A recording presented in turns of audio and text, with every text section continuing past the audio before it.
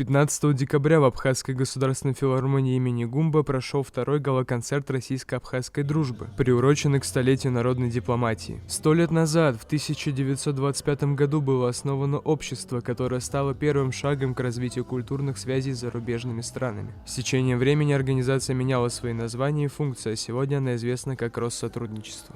Сегодня Россотрудничество с достоинством продолжает дело своих предшественников. Развивает международные культурные проекты, поддерживает обмены, создает новые возможности для взаимодействия, в том числе и для Абхазии. Мы высоко ценим вклад, который эта деятельность вносит в укрепление российско-абхазской дружбы и развитие сотрудничества между нашими народами. Сегодня, отмечая столетие народной дипломатии, мы подтверждаем свою приверженность тем ценностям, которые объединяют Абхазию и Россию.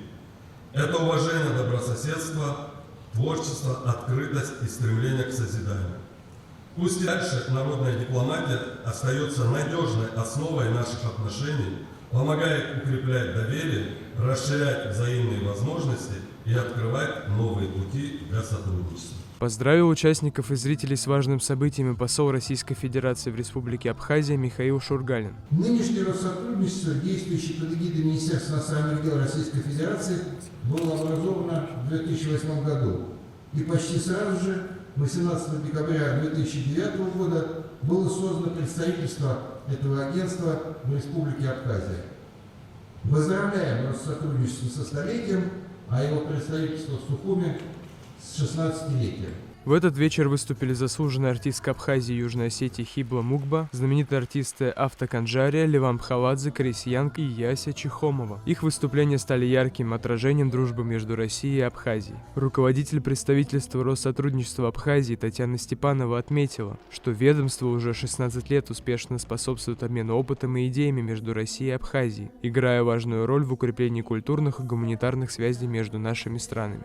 Особую благодарность хотелось бы выразить правительству Республики Абхазия за поддержку и сотрудничество. Отдельно Министерству культуры Республики Абхазия за реализацию совместных культурных проектов.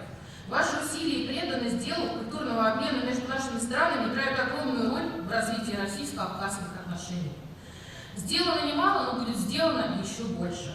Народная дипломатия, как один из важнейших элементов внешней политики, продолжает служить основой для взаимопонимания, доверия и сотрудничества. Концерт стал ярким примером того, как искусство помогает развивать эти ценности. Арестит Каракасиди, Евгений Сильченко, Абаза ТВ.